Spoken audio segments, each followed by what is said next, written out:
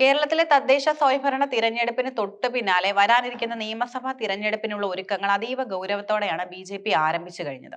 പരമ്പരാഗതമായി തിരഞ്ഞെടുപ്പ് രീതികളിൽ നിന്ന് മാറി കൃത്യമായ ഡേറ്റ വിശകലനത്തിലൂടെയും ജനപ്രിയ മുഖങ്ങളെ അണിനിരത്തിയും കേരളത്തിൽ ഭരണം പിടിക്കുകയോ അല്ലെങ്കിൽ നിർണായകമായ ശക്തിയാവുകയോ ചെയ്യുക എന്നതാണ് ബി കേന്ദ്ര നേതൃത്വത്തിന്റെ ലക്ഷ്യം. തദ്ദേശ തിരഞ്ഞെടുപ്പിൽ ലഭിച്ച വോട്ട് വിഹിതത്തെ അടിസ്ഥാനമാക്കി മണ്ഡലങ്ങളെ തരം തിരിച്ച് നേരത്തെ തന്നെ കളം നിറയ്ക്കാനുള്ള നീക്കങ്ങളാണ് ഇപ്പോൾ നടക്കുന്നത്. തദ്ദേശ തിരഞ്ഞെടുപ്പിൽ ഓരോ മണ്ഡലത്തിലും ലഭിച്ച വോട്ടുകളുടെ അടിസ്ഥാനത്തിൽ സംസ്ഥാനത്തെ മണ്ഡലങ്ങളെ പ്രധാനമായും മൂന്നായി തരംതിരിച്ചിട്ടുണ്ട്.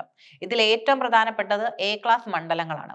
തദ്ദേശ തിരഞ്ഞെടുപ്പിൽ 40,000-ന് മുകളിൽ വോട്ടുകൾ സമാഹരിക്കാൻ കഴിഞ്ഞ 9 മണ്ഡലങ്ങളിലാണ് ഏറ്റവും വലിയ ആത്മവിശ്വാസം പ്രകടിപ്പിക്കുന്നത്. ഈ മണ്ഡലത്തിൽ ശരിയായ സ്ഥാനാർത്ഥികളെ തീരുമാനിച്ചാൽ വിജയം ഉറപ്പാണെന്ന് പാർട്ടി കരുതുന്നു. 30,000 മുതൽ 40,000 വരെ വോട്ടുകൾ ലഭിച്ച മണ്ഡലങ്ങളെയും എ ക്ലാസ് വിഭാഗത്തിൽ ഉൾപ്പെടുത്തിയിട്ടുണ്ട്.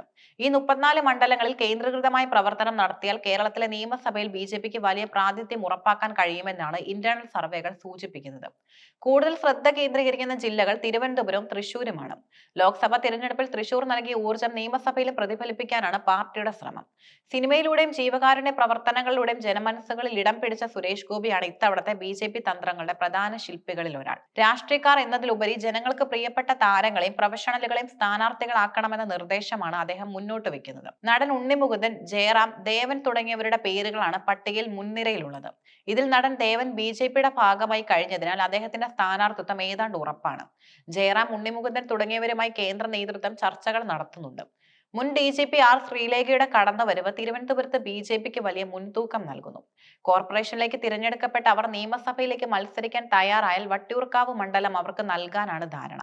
ഇത് മധ്യവർഗ വോട്ടുകളെ വലിയ രീതിയിൽ സ്വാധീനിക്കും. ദേശീയ തലത്തിലും സംസ്ഥാന തലത്തിലും പ്രശസ്തരായ നേതാക്കളെ തന്നെയാണ് ബിജെപി ഇത്തവണ കളത്തിലിറക്കുന്നത്. ഓരോ മണ്ഡലത്തിലും ആർക്ക് കൂടുതൽ സ്വാധീനമുണ്ടെന്ന് നോക്കിയാണ് സ്ഥാനാർത്ഥി നിർണയം.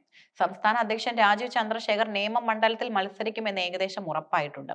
തദ്ദേശ തിരഞ്ഞെടുപ്പിൽ 7,000 വോട്ടിന്റെ ഭൂരിപക്ഷം ബിജെപിക്കുള്ളത് നേമത്ത് അദ്ദേഹം മത്സരിക്കുന്നതിന് വിജയസാധ്യത വർദ്ധിപ്പിക്കും. കഴിഞ്ഞ നിയമസഭാ തിരഞ്ഞെടുപ്പിൽ ശക്തമായ പോരാട്ടം കാഴ്ചവെച്ച വി മുരളീധരൻ കഴക്കൂട്ടത്ത് തന്നെ തുടരും. മണ്ഡലത്തിലെ ജനങ്ങളുമായുള്ള അദ്ദേഹത്തിന്റെ ദീർഘകാല ബന്ധം ഗുണകരമാകുമെന്ന് പാർട്ടി കരുതുന്നു. ആലപ്പുഴ ജില്ലയിൽ ബിജെപി കൈവരിച്ച മുന്നേറ്റം മുതലാക്കാൻ ശോഭാ സുരേന്ദ്രനെ അരൂരിൽ ഇറക്കാനാണ് നീക്കം. തീരദേശ വോട്ടുകളും വനിതാ വോട്ടുകളും സമാഹരിക്കാൻ ശോഭയ്ക്ക് കഴിയുമെന്നാണ് പാർട്ടി വിശ്വാസം. സംഘടനാ കരുത്തുള്ള ഈ നേതാക്കളെ അവരുടെ സ്വാധീന മേഖലകളിൽ തന്നെ മത്സരിപ്പിച്ച് നിയമസഭയിലേക്ക് എത്തിക്കാനാണ് ബിജെപി ശ്രമിക്കുന്നത്. കേരളത്തിലെ ബിജെപിയുടെ പ്രചാരണത്തിന് ആവേശം പകരാൻ പ്രധാനമന്ത്രി നരേന്ദ്രമോദി ഉടൻ തിരുവനന്തപുരത്തെത്തും. ബിജെപി ഭരിക്കുന്ന തിരുവനന്തപുരം കോർപ്പറേഷന്റെ വികസന രേഖ പ്രഖ്യാപിക്കാനാണ് അദ്ദേഹം വരുന്നത്. ഈ വേദിയിൽ വെച്ച് തന്നെ നിയമസഭാ തിരഞ്ഞെടുപ്പിന് അനൌദ്യോഗിക പ്രചാരണത്തിനും അദ്ദേഹം തുടക്കം കുറിക്കും. ജനുവരി മാസത്തിൽ തന്നെ സ്ഥാനാർത്ഥികളുടെ ആദ്യ പട്ടിക പുറത്തുവിടാനാണ് ബിജെപി ആലോചിക്കുന്നത്. മറ്റുള്ള മുന്നണികൾ സ്ഥാനാർത്ഥികളെ കുറിച്ച് ആലോചിക്കുന്നതിന് മുൻപ് തന്നെ പ്രചാരണത്തിൽ ബഹുദൂരം മുന്നിലെത്തുക എന്നതാണ് ഇതിലൂടെ ലക്ഷ്യമിടുന്നത്. ബിജെപിയുടെ മുന്നിലുള്ള ഏറ്റവും വലിയ വെല്ലുവിളി കേരളത്തിലെ ദ്വിമുഖ രാഷ്ട്രീയ ശൈലിയാണ്. എന്നാൽ തദ്ദേശ തിരഞ്ഞെടുപ്പിൽ കണ്ടതുപോലെ പലയിടങ്ങളിലും ത്രികോണ മത്സരം ശക്തമായത് ബിജെപിക്ക് പ്രതീക്ഷ നൽകുന്നു. ലോക്സഭാ തിരഞ്ഞെടുപ്പിൽ സുരേഷ് ഗോപി വിജയിച്ചെങ്കിലും തദ്ദേശ തിരഞ്ഞെടുപ്പിൽ ആ ആവേശം പൂർണ്ണമായി വോട്ടാക്കി മാറ്റാൻ ബിജെപിക്ക് കഴിഞ്ഞിട്ടില്ല. ഇത് പരിഹരിക്കാൻ തൃശൂർ മണ്ഡലത്തിൽ കെ സുരേന്ദ്രനെയോ പത്മജ വേണുഗോപാലിനെയോ പോലുള്ള ശക്തരായ നേതാക്കളെ ഇറക്കി മത്സരം കടുപ്പിക്കാനാണ് നീക്കം. പരമ്പരാഗതമായി LDF-നും UDF-നും ഒപ്പം നിന്നിരുന്ന ആലപ്പുഴയിൽ ബിജെപി നേടിയ മുന്നേറ്റം ഇത്തവണത്തെ തിരഞ്ഞെടുപ്പിലെ കറുത്ത കുതിരകളായി പാർട്ടിയെ മാറ്റിയേക്കാം. സ്ഥാനാർത്ഥി നിർണയത്തിലും പ്രചാരണത്തിലും പുതുമ കൊണ്ടുവരാനാണ് കേന്ദ്ര നേതൃത്വത്തിന്റെ നിർദ്ദേശം. ജനുവരിയിൽ സ്ഥാനാർത്ഥികളെ പ്രഖ്യാപിക്കുന്നതിലൂടെ ഓരോ മണ്ഡലത്തിലും സ്ഥാനാർത്ഥികൾക്ക് വോട്ടർമാരെ നേരിൽ കാണാൻ കൂടുതൽ സമയം ലഭിക്കും. മോദി ഗ്യാരണ്ടി എന്ന മുദ്രാവാക്യം കേരളത്തിലെ വികസന മുരടിപ്പിനെതിരെയുള്ള ആയുധമായി ഉപയോഗിക്കാനാണ് പാർട്ടി തയ്യാറെടുക്കുന്നത്.